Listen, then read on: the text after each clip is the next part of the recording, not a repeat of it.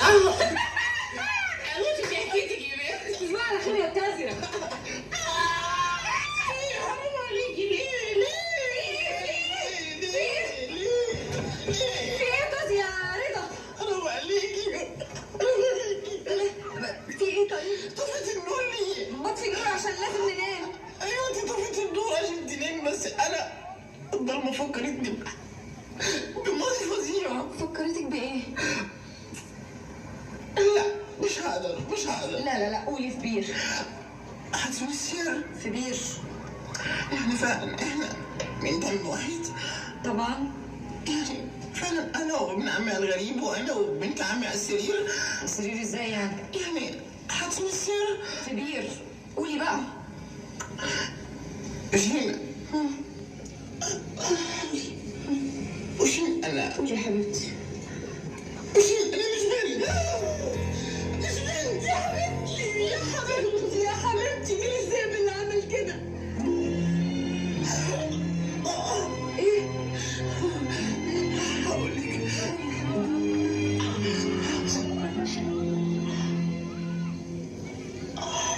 10 سنين.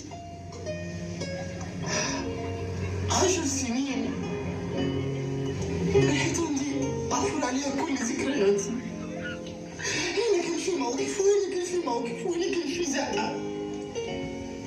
كل ده كان محفور على الجدران.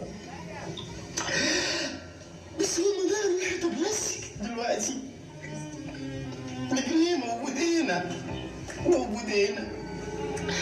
دول السبب. لا دول السبب.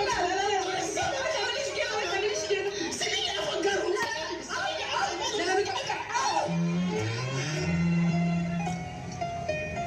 عارفة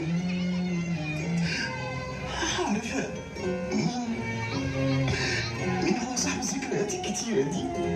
مين؟ اللي كل ذكرى فيهم مخربة الحيطة. يبقى كركر اللي بعيد عن أرنبة مناخيرك يا عن أمك. مناخير مين يا ام مناخير كبيرة؟ أزهر يا بيه. انت يا بنت ما تروحي تبصي لنفسك في المراية. والنبي نقول لامك على الضلمة.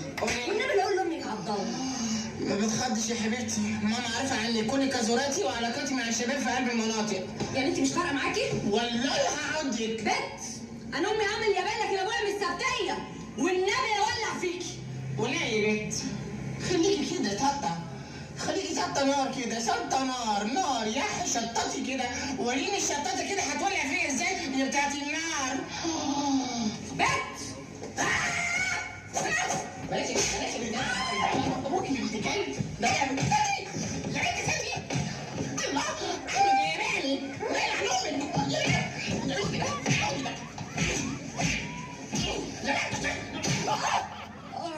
اهدي. لا يا حبيبتي بطلت اوجع من زمان. يلا يا ماما يلا امشي. اللي بعده سقفة حلوة.